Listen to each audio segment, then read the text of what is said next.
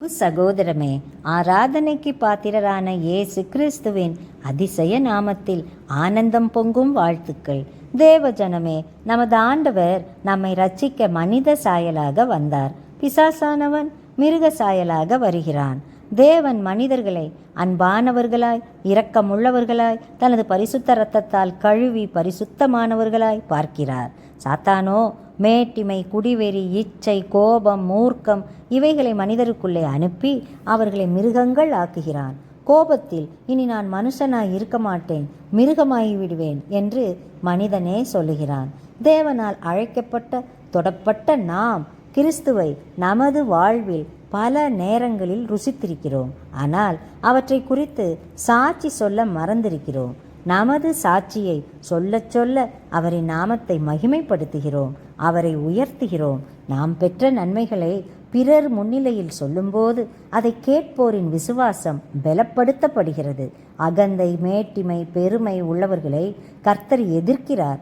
நேபுக்கத்நேசர் தானியேல் எச்சரித்த 12 மாதங்கள் வரை மனந்திரும்பாமல், இந்த பெரிய பாபிலோன் என் வல்லமையால் நான் கட்டினது என்றான். தேவனால் தாழ்த்தப்பட்டு 7 வருடங்கள் மிருகமாய் புல்மேய்ந்து பிறகு மனந்திரும்பி தேவனை மகிமைப்படுத்தி மீண்டும் அரசனானான்.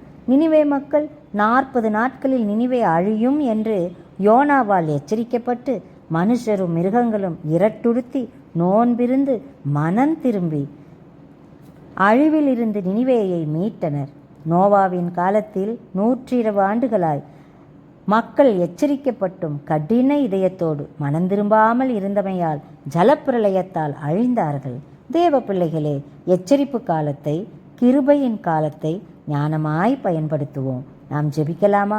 அன்பு தேவனே, விண்ணின் மகிமை துறந்து மண்ணிலே எங்களை ரட்சிக்க மனித சாயலில் வந்தவரே, உமது அன்பிற்கும் கிருபைக்கும் அளவே இல்லையப்பா.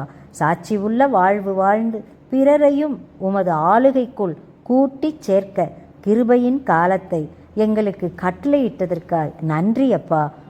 வருகை மட்டும் நாங்கள் எங்கள் ஆவி, ஆத்துமா, சரீரத்தை காத்துக்கொள்ள உமது வல்லமை உள்ள ஆவியை பொழிந்து எங்களை உமக்கேற்ற பாண்டமாய் வணைந்து வழி நடத்தும். இயேசுவின் நாமத்திலே கேட்கிறோம், ஜீவனுள்ள நல்ல பிதாவே, ஆமேன்.